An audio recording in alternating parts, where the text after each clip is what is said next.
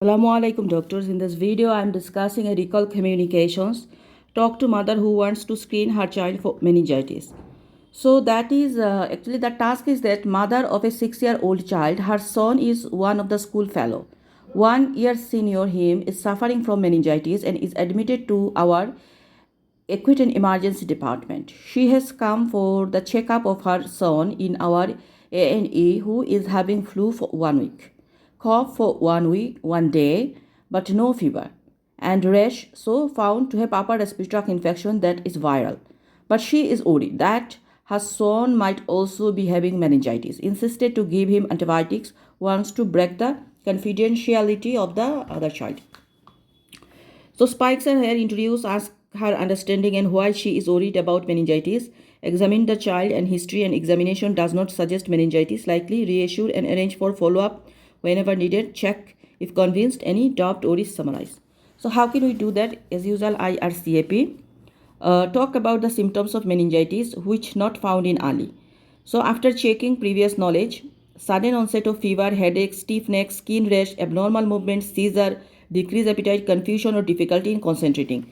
So we tell that we examine early, we find he has just viral flu because the features of meningitis is absent. Features of meningitis are sudden onset of high grade fever, headache, neck stiffness, skin rash, abnormal movement, seizure, decreased appetite, confusions or difficulty concentrating. These are absent. Then mother may ask that other child, 1 year senior child, he admitted, what about his conditions? Can't prank the confidentiality of the other child. Okay. Then mother may ask that whole school there are lots of people are affected about this viral flu, so already notified to the public health authority who aim to protect and improve the health of the community as preventive measures and healthy education, and if early needs prophylaxis they will contact you.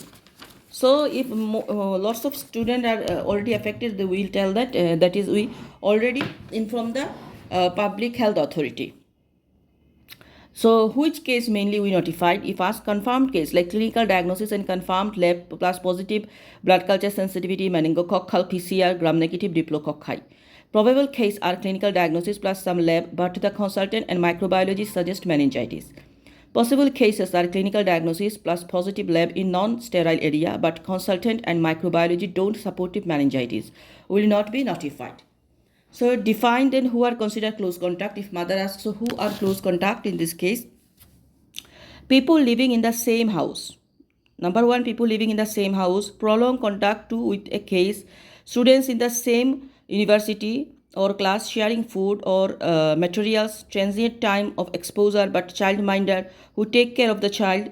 Contact with his secretions or large particles like the health workers. They will not require prophylaxis if wearing a surgical mask or used close sections or circle of close contact. So the person who are close, like they are sharing a bed, their contact with close contact with secretions, child worker, child caretaker, these are the same university, they pass prolonged time closely.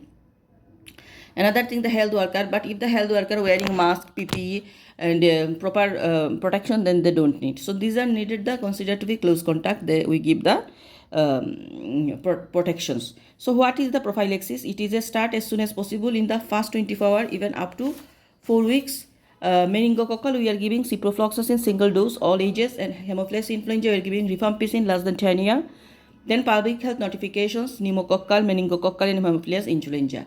So mainly we are giving ciprofloxacin single dose for meningococcal infections, and Haemophilus influenza we are giving rifampicin.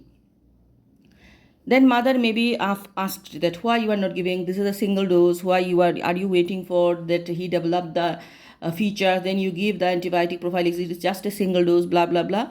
Then we tell that actually no need for antibiotics, it has many drawbacks. Actually what after examination we find there is no any indication, there is need, but we do not give it if it doesn't have any indication for.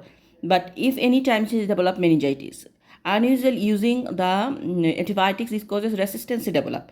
So when he actually need, anytime he need this antibiotic, if it does not work on his body, then what will be happen? It will hamper. Now unusually we cannot give because there is a chance of resistance to develop. That's why we tell this point to him. And also at the end we give the red flags, the warning signs when to seek medical advice. That is the meningitis feature like high grade features, neck stiffness, headache, abnormal movement, rapidly evolving rashes in the body, confusions, walking pattern change. These are stiff neck, headache, sudden onset of fever. These are then the seek the and decrease appetite, seek the medical advice. That time then trusted website, leaflet, support group. These are. Thank you.